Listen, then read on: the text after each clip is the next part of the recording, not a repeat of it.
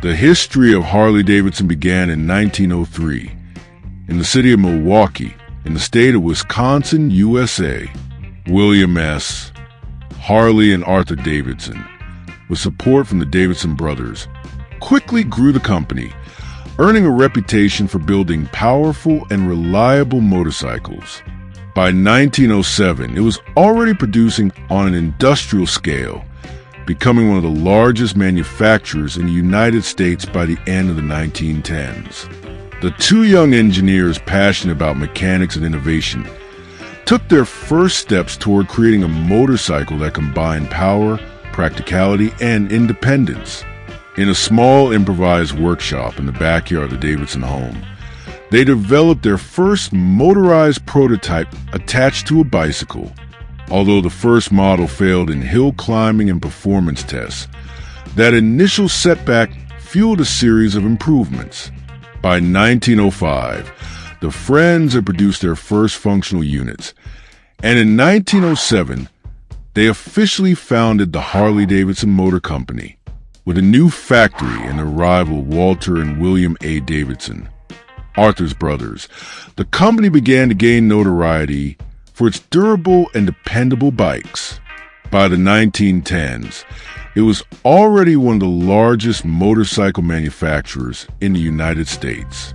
During World War I, Harley-Davidson supplied thousands of bikes to the U.S. military, cementing its image of strength and reliability. When the economic crisis of the 1930s hit, Harley was one of the few American motorcycle makers to survive the Great Depression. During World War II, the company reinforced its patriotic role by producing more than 90,000 military motorcycles, especially the WLA model, nicknamed the Liberator. This direct involvement with the armed forces helped expand the brand's global reputation and promoted a lasting association with bravery, freedom, and resilience. When the war ended, many veterans returned home with a newfound love for riding. This was when the first motorcycle clubs began to appear, and the Harley-Davidson image became fused with the idea of rebellion, adventure, and individual freedom. Films like The Wild One, 1953, starring Marlon Brando, helped cement this archetype in the public imagination. From the 1960s onward, Harley-Davidson began facing a new challenge: competition from Japanese manufacturers like Honda, Yamaha, and Kawasaki, which offered lighter, more affordable, more advanced motorcycles that required less maintenance. In response to financial difficulties, Harley was acquired in 1969 by AMF, American Machine and Foundry, an industrial group seeking to ramp up production and boost profits. However, this era was marked by declining quality and growing consumer dissatisfaction. The bikes became associated with mechanical problems and low reliability, which seriously damaged the brand's image. The biker culture endured, but its loyal fan base began to wear thin. Imagine the deep rumble of a V-twin engine echoing along endless highways. For many people, that's the soundtrack of freedom, and few brands embody that like Harley-Davidson.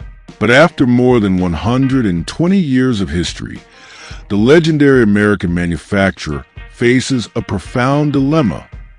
What do you do when the next generation of riders no longer wants what you sell?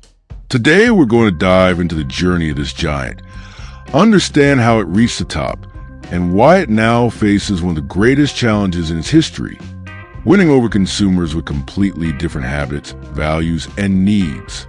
In 1981, a group of executives bought Harley-Davidson back from AMF, beginning a rebuilding phase.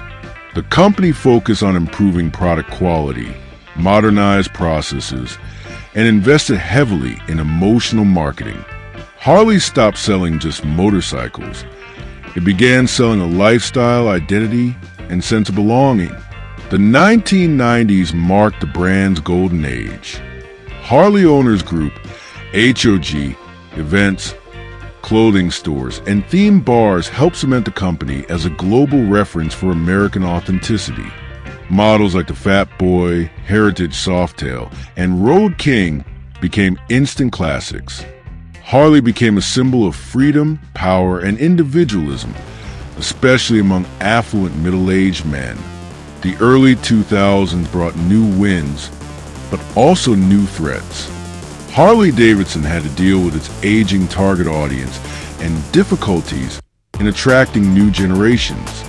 At the same time, the 2008 global economic crisis drastically reduced luxury spending, including large, expensive motorcycles. Despite efforts to launch more affordable models, like the Sportster line, and later the Street 500 750, Harley failed to win over younger riders who preferred lighter, more agile, economical, and tech-focused bikes. Meanwhile, competitors like Triumph, Ducati, BMW, and the Japanese brands expanded their fan base with more contemporary offerings. Over the past decade, Harley-Davidson has faced the greatest challenge in its history, reinventing itself without betraying its identity. The brand has sought to innovate in various ways. Livewire, the company's first electric motorcycle, launched in 2019 with impressive performance and bold design. However, its high price and distance from the traditional audience made acceptance difficult. In 2021, Livewire became a separate brand aimed at urban and younger riders. Pan America 1250, Harley's first big adventure bike, entered the segment dominated by BMW and Ducati. It was well received and showcased Harley's technical adaptability. Investment in connectivity, safety, and modernization of classic models. Efforts to appeal to new audiences, young people, women, and urban riders. To reverse the situation and regain relevance, Harley will need to go beyond one-off initiatives and embrace structural changes. Smaller, urban models, scooters, and mid-displacement bikes that are light, agile, and modern, designed for daily commuting. More affordable versions, competitive pricing without sacrificing identity, allowing new consumers to join the brand. Sustainability, expand in the electric line, offering fast-charging batteries, and reducing the carbon footprint of production.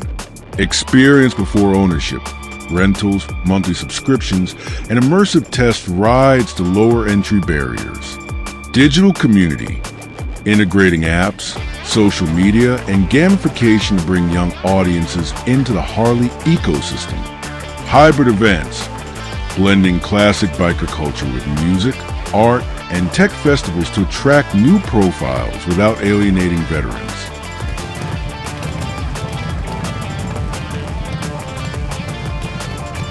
Harley-Davidson is much more than a motorcycle manufacturer. It is an icon of American culture, a symbol of freedom and authenticity.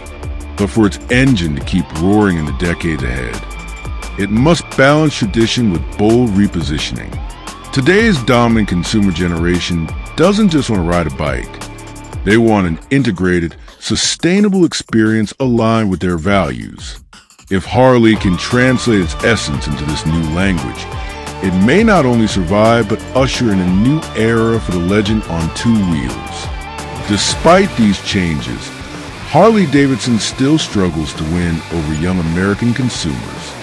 Many see the brand as outdated, tied to an old, heavy, elitist culture. While today's market values light mobility, practicality, and economy, Harley remains focused on big, powerful, expensive bikes, often out of reach for younger buyers.